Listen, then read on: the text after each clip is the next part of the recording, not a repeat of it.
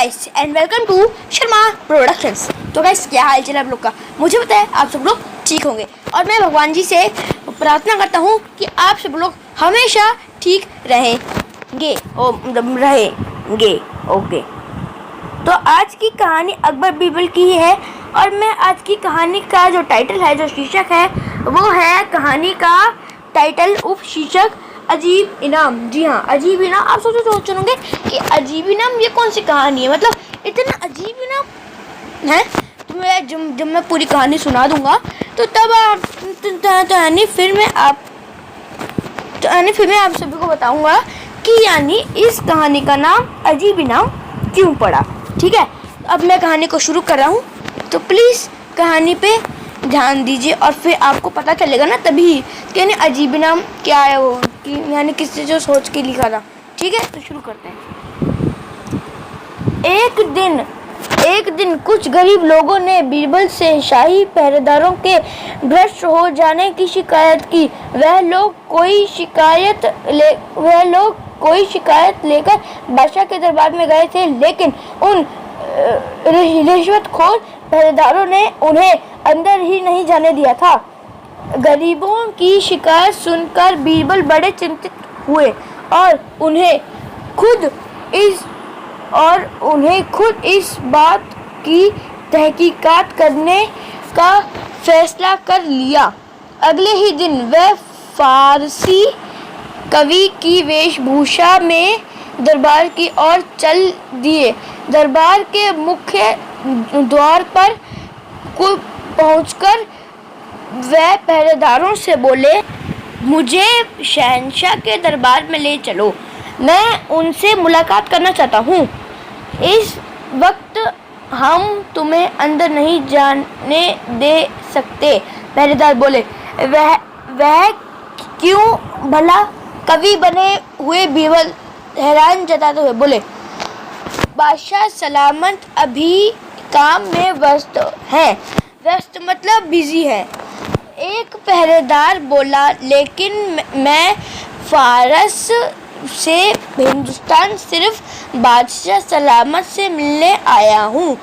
वह उन्हें कुछ शेर सुनाना चाहता हूँ। मैं उन्हें कुछ शेर सुनाना चाहता हूँ मैंने खास उन्हीं के लिए लिखे हैं। बीरबल जो बने थे फारस के कवि, वो बोले, ठीक है, हम तुम्हें अंदर जाने देंगे, लेकिन एक शर्त है।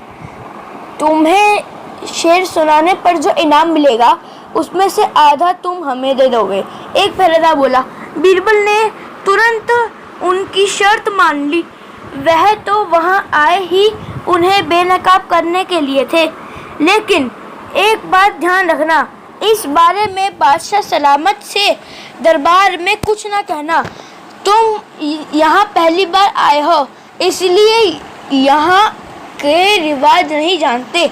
यहाँ का कायदा है, मतलब रूल है कि इनाम की आधी रकम पहरेदारों को मिलती है।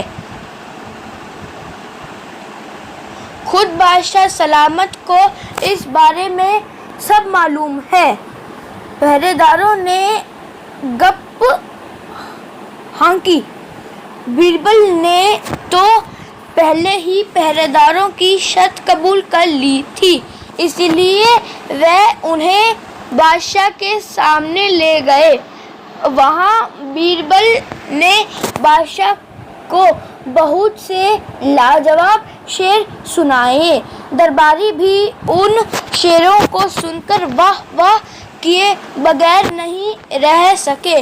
बादशाह उनके शेरों की, मतलब जो शेर सुना रहे थे, उनकी तारीफ करते हुए बोले, वाह भाई, हमें तो तुम्हारी शायरी की दाद देने के लिए लफ्ज़ ही नहीं मिल रहे हैं।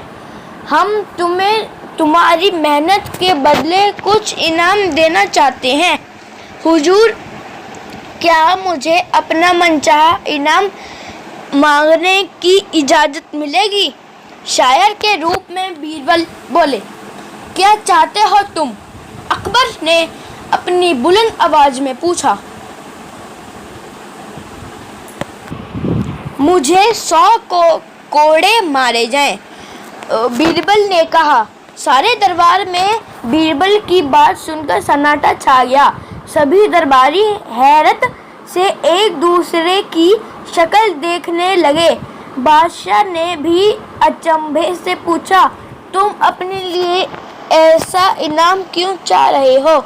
जहाँपना, यह सारा इनाम मेरे अपने लिए थोड़े ही हैं। उसमें मेरे साझीदार भी तो हैं। शायर बने बीरबल ने कहा। कौन है तुम्हारा साझीदार? बीरबल की हैरत का प्यार नहीं था। तुम्हारा इनाम कौन बांटना चाहता है?